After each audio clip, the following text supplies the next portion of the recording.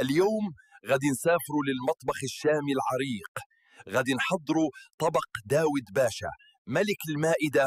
المقادير بسيطة ولكن النتيجة خيالية. لحم مفروم، طماطم، بصل، ثوم وصنوبر، كل شيء طبيعي ومن الغابة. أول خطوة هي تحضير كرات اللحم. نخلط اللحم المفروم مع البصل والثوم والتوابل ونشكلوهم كويرات صغيرة. السر في العجن الجيد، ما تخافوش يدي نضاف غير شعري اللي طويل. دابا نحمروا كويرات اللحم ديالنا في مقله سخونه، نقلبوهم حتى ياخذوا هذا اللون الذهبي الرائع. هذه الخطوه كتعطي نكهه عميقه للطبق، الريحه كتوصل حتى للغابه اللي حداها.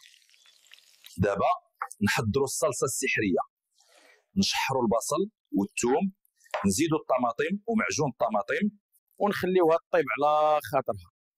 نتبلوها مزيان حتى الشيفات الكبار غادي يغاروا. نجمعوا كويرات اللحم مع الصلصه ديالنا ونخليوهم يتجانسوا على نار مهيله. وها هو الطبق ديالنا واجد، داود باشا اصيل مع الارز او البرغل. ما تنساوش تجربوا هذه الوصفه الرائعه. ديروا لايك، بارطاجيو الفيديو واشتركوا في القناه باش تشوفوا المزيد من الوصفات من قلب الغابه. وما تنساوش تخليوا لي شي تعليق، راه كنقرا كل شيء حتى تعليقات القرود.